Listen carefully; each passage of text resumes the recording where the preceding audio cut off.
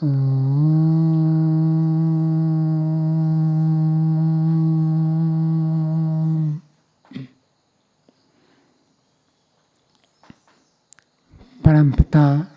परमात्मा ने हम सबको यह मनुष्य जीवन प्रदान किया है और इस मनुष्य जीवन को प्राप्त करके हम समस्त दुखों से छूटकर नित्य आनंद को प्राप्त कर सकते हैं।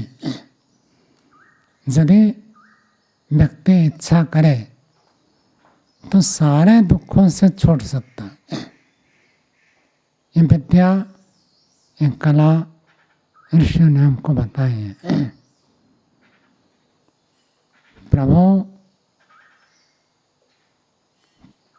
जो दिव्य साधन हमें प्रदान कर चुके हैं, उन्हीं साधनों का ही उपयोग करके ऋषियों ने मुक्ति को प्राप्त किया है। और हमारे ऋषि जो होते हैं वो साक्षात कृतधर्मा होते हैं। प्रत्येक ऋषि जो भी हमारे वैदिक वाङ्मय में वर्णन किया गया है, उन सबको साक्षात्कार करके ही प्रस्तुत करते हैं। तो ऋषियों ने मुक्ति के उपाय को अलग अलग रूप से प्रस्तुत किया है। कैसे मुक्ति की प्राप्ति हो, यही सभी ऋषियों का प्रतिपाद्य का विषय रहा। यद्यपि महर्षि कपिल सांख्य दर्शन में ज्ञानात् मुक्ति को बताया। तत्व ज्ञान से मुक्ति की प्राप्ति होती है।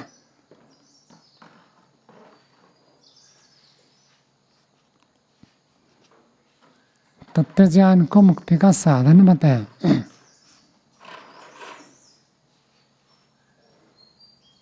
और बताया कि इसमें कोई समुच्चय भी नहीं है, कोई विकल्प भी नहीं है। समुच्चय का अर्थ होता है ज्ञान के साथ साथ कुछ और चीज भी चाहिए, उसको कहते हैं हम समुच्चय। जैसे रोटी भी खाते हैं, चावल भी खाते हैं, दोनों का लेते हैं तो इसको कहते हैं समुच्चय। और दूसरा होता है विकल्प, या तो रोटी खाए या तो चावल खाए, दोनों में से कोई एक। तत्व ज्ञान से जब मुक्ति की बात वहाँ पर बताई गई है तो ऐसे बताया कि इसका कोई विकल्प भी नहीं है कि तत्व ज्ञान को छोड़कर मैं अन्य किसी मार्ग से प्राप्त कर लूँ, ऐसे नहीं होगा। संसार में आज अनेक मतपंथ संप्रदाय विद्यमान है जो केवल किसी एक भाग को लेकर चलते हैं। कोई कहते हैं ये ज्ञान मार्ग के साधक है, ये कर्म योग है, ये भक्ति योग है, ये सांख्य योग है और ये क्रिया योग है। ऐसे अलग अलग कर देते योग अथवा मार्ग कहकर उसको प्रस्तुत कर देते हैं। वास्तव में किसी भी मार्ग में व्यक्ति जाए,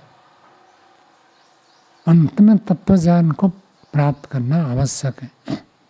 जब तक तत्व ज्ञान न हो तब तक मुक्ति संभव नहीं है। तत्व ज्ञान कैसे प्राप्त होता है? पुस्तक पढ़ने से तत्व ज्ञान की प्राप्ति नहीं होती। जो हम पुस्तक में पढ़ते हैं उससे तो हमको शाब्दिक ज्ञान होता है, परिज्ञान होता है। लेकिन जो ऋषियों ने बताया उसको जब हम पढ़ते हैं और उसको जब व्यवहार में लाते हैं तो हमको तत्व ज्ञान की प्राप्ति होती। अब सांख्य दर्शन में ऐसे कह दिया कि ज्ञान से मुक्ति हो गई, तो क्या हम कर्म करना छोड़ दें, उपासना करना छोड़ दें? ज्ञान कर्म उपासना ऐसे लेते हैं लोग। तो कर्म और उपासना क्या मुक्ति के साधन नहीं है? कर्म भी साधन है, उपासना भी साधन है, सीधा साधन नहीं है। मुक्ति हो गई तो ज्ञान से हो गई। ज्ञान का अर्थ कितना पढ़ा हुआ, कितना जानता है, वो ज्ञान नहीं है। ज्ञान का अर्थ अनुभवात्मक ज्ञान, उसी को ही मुक्ति का साधन बताया गया। उन्हें अनुभव के स्तर पर कैसे ज्ञान आता है उसको हमें समझना है। जब तक व्यक्ति कर्म नहीं करेगा, जब तक व्यक्ति उसको प्रयोग में नहीं लाएगा, वो उस तत्व ज्ञान तक नहीं पहुंच सकता। जैसे क्रोध करने से हानि होती है और क्रोध ना करने से शांति की प्राप्ति होती है। अब एक व्यक्ति ने पुस्तक से पढ़ा, इतने मात्र से जो उसको ज्ञान हुआ, उसको हम तत्व ज्ञान नहीं कह सकते, क्योंकि अभी मन में क्रोध आ रहा है, इसका मतलब अभी तत्व ज्ञान नहीं है। तत्व ज्ञान कब माना जाएगा? एक प्रसंग आता है युधिष्ठिर जी को, और जितने विद्यार्थी थे द्रोणाचार्य ने सबको, जो हमारे संस्कार विधि में बताया था, क्रोधानृते वर्जया, क्रोध करना छोड़ दो और झूठ बोलना छोड़ दो, ये उपदेश दिया गया।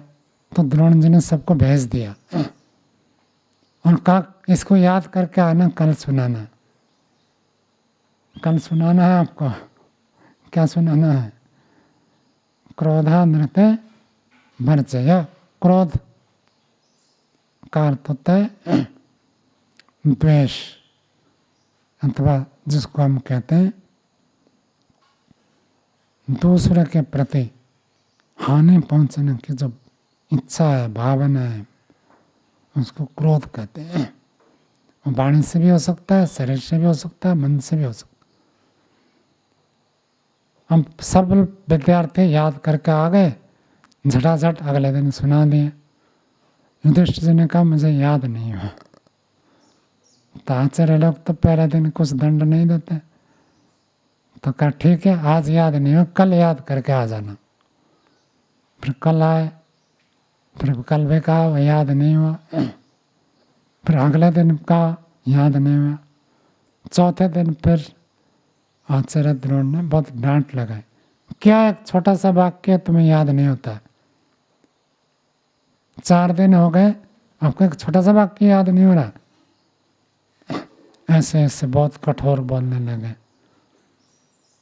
ताड़ना की, भर्त्सना की, सबने सुना दिया, तुम सबसे आयु में बड़े हो, ये सब छोटे हैं, आपको इतना नहीं याद होता। तब युधिष्ठिर ने कहा अब याद हो गया। तो कहा क्या मतलब? हमें कहा क्रोध करने की कोई स्थिति आई नहीं थी मेरे सामने। अब आपने जब इतनी ताड़ना की, वर्चना की, मैं तो अवसर ढूंढ रहा था कि कैसे क्रोध करने का अवसर आए और मैं क्रोध ना करके रह पाऊँ, नहीं रह पाऊँ, ये देखना चाहता था। अभी मेरा परीक्षण हो गया कि क्रोध को मैंने छोड़ दिया, क्योंकि क्रोधानृते वर्जय, और यदि पहले में बोल देता वो झूठ हो जाता। तो उनको उन्होंने अभ्यास करके, क्रियात्मक अभ्यास करके प्रयोग में बताया। पढ़ा हुआ ज्ञान जब तक व्यवहार में नहीं उतरता तब तक वो ज्ञान तत्व ज्ञान में नहीं बदलता। तो हम जब शास्त्रों को पढ़ते हैं, वो केवल एक सूचना के रूप से हमारे पास युक्त रहता है। बाढ़ हो जाता है, बाढ़ में सब तास नाश हो जाता है। खाने में कल सोच रहा था आज बिजली नहीं आई, तो कल भी बिजली नहीं आएगी, तो बिजली बंद हो जाए तो क्या आगे अगला स्टेप क्या होगा? पानी बंद हो जाएगा। अब पानी बंद हो जाए तो अगला स्टेप क्या होगा? खाना बंद हो जाएगा। अब ये अनुभव करना। हमने वहाँ एक बार दिल्ली में गए थे, जो स्वामी रामदेव जी ने वो आरंभ किया था कि उस समय कांग्रेस सरकार पे उनका यह था कि जितने सब भ्रष्टाचार नेता है उनका सब डिक्लेयर किया जाए और जितने भ्रष्ट संपत्ति है वो सरकार की संपत्ति मिला जाए। ये आंदोलन किया था और पुलिस ने वो लाठीचार्ज किया। लाठीचार्ज से भी नहीं हटे तो पानी का स्प्रे कर दिया। पानी के फवारे मारते ना बहुत तेजी से तो भागना पड़ेगा, वो भी नहीं हुआ। उससे भी नहीं गया तो फिर आंसू गैस के गोला छोड़े। वो आंसू गैस के गोला कैसे होते मैंने कभी अनुभव नहीं किया, सुना तो था लेकिन वहाँ अनुभव हुआ कैसे। ऐसे में तो नहीं, एकदम दिमाग काम नहीं करेगा। आंखों से तो आंसू आते ही हैं, बाकी दिमाग से जो सोचना विचारना कुछ नहीं, एकदम से अधिक हो गया तो लेटना ही पड़ेगा आपको, कुछ कर ही नहीं सकते। फिर सब हुआ, फिर वहाँ से सब वापस गए तो आचार्य बालकृष्ण जी ने सबको बुलाया। कहा देखो हमने सुना था कि जो क्या कहते हैं राष्ट्र के लिए जो बलिदान होते हैं, बलिदान करने वाला को इतना कष्ट सहना पड़ा। तो कब आपने देखा था सुना था, लेकिन बलिदान करने वाले को कैसे झेलना पड़ता है अनुभव किया था क्या? नहीं होता ना, एक अनुभव हुआ। तो वो जो ज्ञान है, वो जो सुना था वो तत्व ज्ञान में बदलता है। तो सारा शास्त्र पढ़ना ये केवल हमको इन्फॉर्मेशन देते हैं, सूचनाएं देते हैं कि ऐसा है। जब तक हम करेंगे नहीं तब तक वो आएगा नहीं। अब सीधा कोई व्यक्ति शास्त्र पढ़े और आंख बंद कर बैठ जाए और उसको तत्वज्ञान हो जाए, संभव ही नहीं। सामान्य रूप से मनुष्य के अंदर स्वार्थ की प्रवृत्ति रहती है,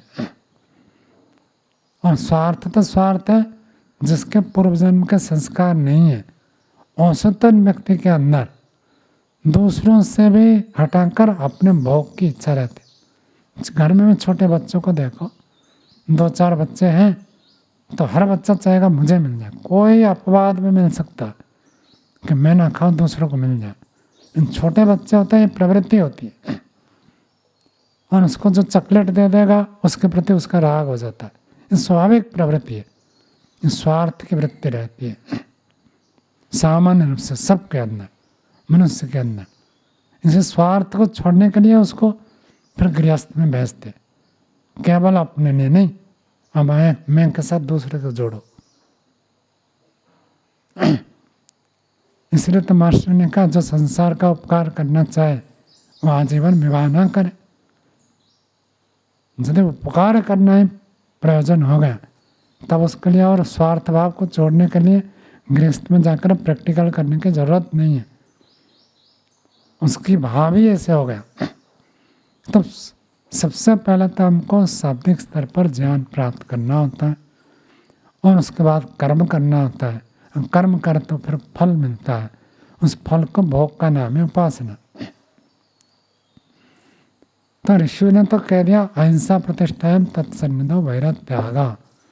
जब व्यक्ति अहिंसा में प्रतिष्ठित हो जाता है उसके सामने आने वाला व्यक्ति का भी वैरभाव छूट जाता है। अब सामने जो व्यक्ति आया उसका वैरभाव कैसे छूटता है ये कैसे पता चलेगा? आप करेंगे तब पता चलेगा।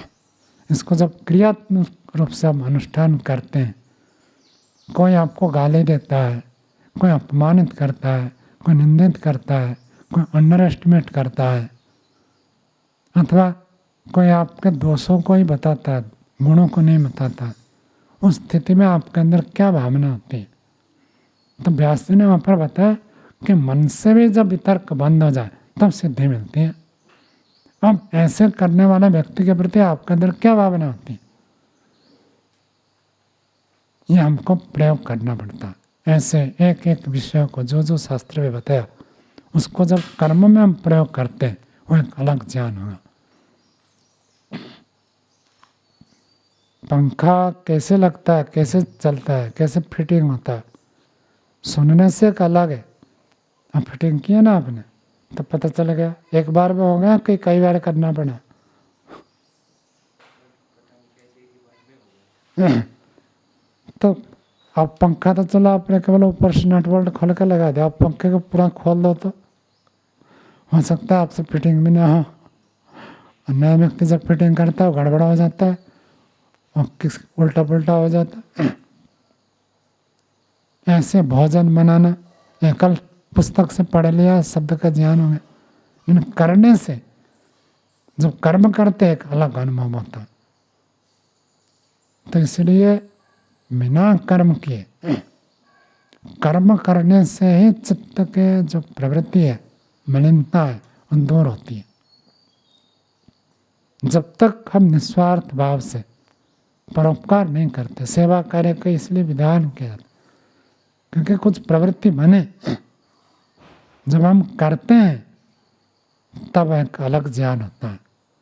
पढ़ने से सुनने से एक अलग ज्ञान, करने से एक अलग ज्ञान, और उपासना से एक अलग ज्ञान। ईश्वर के बारे में पढ़े तो एक अलग ज्ञान होगा। ईश्वर को ऐसे प्रयोग में अनुष्ठान करें। ईश्वर प्रणिधान के बारे में आपने सुना भी होगा, इनके लिए आवश्यक है, इनको बताएंगे। और उसको जब करेंगे एक अलग ज्ञान होगा। तो शास्त्र का ज्ञान एक अलग है, जिसको हम पढ़ते हैं सुनते हैं, वो एक अलग ज्ञान है। लेकिन जब उसको क्रियात्मक रूप से करते हैं एक अलग ज्ञान होता है। तो कर्म से मुक्ति नहीं होगी, कर्म करने से तत्व ज्ञान की प्राप्ति होगी। एक वाक्य आपने सुना होगा, खुद ना मिले तो स्वर्ग नहीं मिलता। खुद करके देखने से अनुभव होता है कैसे है। हम कह देंगे कि भाई गाड़ी ऐसे क्यों चलाते, ठीक से चलाओ, भाई वहाँ गड्ढा है, आप कितना भी ठीक से चलाओ, हमको चलाने के लिए या तो पूरा स्लो करोगे तो स्टार्ट बंद हो जाएगा, और गति रखोगे तो थोड़ा तो झटका लगेगा। जो व्यक्ति करता है वो जानता है, जो नहीं किया हुआ उसको ये ज्ञान नहीं होगा कैसे होता। तो ऐसे ही शास्त्र में जहाँ पर भी प्रवृत्ति को बताया गया, वहाँ सकाम कर्म को छोड़कर निष्काम कर्म को ही बताया। निष्काम कर्म करने से एक अलग ज्ञान उत्पन्न होगा। जब तक चित्त में हमारा धर्म का संस्कार, पुण्य का संस्कार नहीं होगा, तब तक मुक्ति नहीं होगी। भले ज्ञान से मुक्ति हो, चित्त का जो मलिनता, चित्त में जो पाप कर्म से जमा है, कितना भी ज्ञान करे, प्राप्त करे, कितनी भी उपासना करे, कितना भी क्लेश को दग्ध विजय करने के लिए एड़ी से चोटी तक जोर लगाए, हो ही नहीं सकता। पुण्य कर्म को संचय करना पड़ता है। जब तक पुण्य कर्म नहीं होगा तब तक चित्त में ऐसी स्थिति नहीं बनेगी। कोई चोर है, डाकू है, बदमाश है, मंसाहारी व्यक्ति है, आ गया, आज उसको कह दो कि भाई ध्यान उपासना करो, समाधि लगाओ, सब कुछ समझा दो, बनेगी नहीं चित्त की स्थिति। परोपकार करना ही पड़ेगा, बिना उसके पुण्य अर्जन नहीं होगा। और बिना पुण्य के हम समाधि धर्म को प्राप्त नहीं कर सकते। कुछ ना कुछ करना पड़ता है, घर में करे, परिवार में करे, समाज में करे, संस्था में करे, जहाँ पढ़ाते वहाँ करे, सत्संग में करे, किसी न किसी रूप में करना पड़ता। जब कर्म करते करते पुण्य संचित होता है, वो पुण्य कर्मा से हमको फिर धर्म की ओर प्रवृत्ति कराता। नहीं तो मन लगेगा ही नहीं, क्योंकि मन में अभी मलिनता बनी है। तो इसलिए ऋषियों ने जहाँ कर्म का भी विधान किया है, उसका मुख्य प्रयोजन है कर्म करते हुए पुण्य संचय होगा। और कर्म जब करते हैं, निस्वार्थ कर्म करते हैं, निष्काम कर्म करते हैं, चित्त की मलिनता दूर होती है। और चित्त जब शुद्ध हो जाए तब तो अपने आप विश्वानिदेव सवितर दुरितानि पराशव, दुरित पराशव हो गए, तो भद्रता अपने आप आएगा। जो हमारे उपकारी है उनके प्रति तो उपकार का भावना नहीं, लेकिन जो उपकार नहीं करते, अपकार करते, उनके प्रति कैसी भावना नहीं। ये कर्म करने से ही होगा। कोई भी अच्छा कर्म करेंगे, 100 लोग आपकी प्रशंसा करेंगे, तो 2 व्यक्ति जरूर मिलेंगे जो आपकी निंदा करेंगे, निश्चित बात है। अब उनके साथ आप कैसे भावना उत्पन्न करते, तब शास्त्र काम आएगा। अब तो गुरुकुल में हम पढ़ते पढ़ाते, इसमें ज़्यादा पकड़ में नहीं आएगा। जब व्यवहार में उतरते, मैदान में उतरते, दूसरों के उपकार करने के लिए चाहेंगे, और जिसका उपकार करना चाहेंगे वही अपकार करेगा, तब आपको कैसे बनता है, वो चित्त की स्थिति को निर्मल करने में काम आता है। तीसरे कर्म का भी बताया गया। केवल कर्म में लग जाए तो भगवान की भक्ति छोड़ दे तो अनबैलेंस हो जाएगा। बहुत सारे लोग केवल कर्म करते, परोपकार के कर्म, आर्य समाज का कर्म, वेद का प्रचार, धर्म का प्रचार सब करेंगे, इन उपासना में नहीं लगाएंगे। जब तक हम उपासना में समय नहीं लगाते तब तक कर्मों में बैलेंस बनेगा नहीं। निश्चित रूप से जो व्यक्ति ईश्वर की उपासना नहीं करता, भक्ति नहीं करता, बैलेंस बिगड़ेगा ही बिगड़ेगा। तो ईश्वर की भक्ति के लिए समय निकाले। अब मैं कर रहा हूँ, ये अहंकार तो रहेगा ही। उपासना करने से अहंकार की निवृत्ति होती। सही करने पर भी आक्षेप पाएंगे, सही करने पर भी लोग बाधा डालेंगे। महर्षि दयानंद सत्यार्थ प्रकाश भूमिका में रख दिया, अज्ञानी और स्वार्थी लोग अच्छे कार्य में बाधा डालते हैं और डालेंगे भी। तो महर्षि दयानंद जी को कितनी सारी बाधा आई, लेकिन क्यों वो सब टिक गए, डिगे नहीं नक्के से। क्यों? क्योंकि ईश्वर की उपासना करते थे। तो उपासना करने से एक अलग ज्ञान होगा। मतलब न्याय दर्शन में आपने पढ़ा, आयुर्वेद में कहा ये छोड़ देना, ये प्राप्त करना है। और व्यक्ति छोड़ने योग्य को छोड़ता है, करने योग्य को करता है, इसका नाम उपासना है। कफ है तो ये छोड़ देना है, तो आपने छोड़ दिया तो आपका दुख दूर हो गया। और ये खाना है तो आपने खाया तो आपका दुख दूर हो गया। तो आयुर्वेद के ऊपर विश्वास हो जाता। पढ़ने से एक ज्ञान था, लेकिन जब करेंगे एक अलग ज्ञान। जिस डॉक्टर से हम दवाई लेते हैं और सेवन करते हैं, रोग ठीक हो गया तो उसके ऊपर कैसे विश्वास हो गया। अब दूसरों ने कहा था ये डॉक्टर, ये वैद्य बहुत अच्छा है, उस समय भी आपको अच्छा लगा था, लेकिन जब आपने प्रयोग करके देखा एक अलग। इसका नाम है उपासना। ये उपासना से भी तत्व ज्ञान की प्राप्ति होती है, और निस्वार्थ कर्म करने से भी तत्व ज्ञान की प्राप्ति होती है। तो ये दोनों प्रकार से तत्व ज्ञान की पुष्टि होती है। और शाब्दिक ज्ञान जो हमने प्राप्त किया, उसका जितना चिंतन मनन करते हैं, अभ्यास की बात जो चल रही थी, तो अभ्यास का अर्थ विवेक दर्शन अभ्यास से विवेक का स्रोत खुल जाता है। ये तीनों जब मिल जाते हैं तब तत्व ज्ञान की प्राप्ति होती है, और उस तत्व ज्ञान से मुक्ति होती है। आशा करता है आपको स्पष्ट हो गया होगा, नहीं तो और कल पूछना, कल बता दें। इतना कहकर वाणी को विराम। ओम।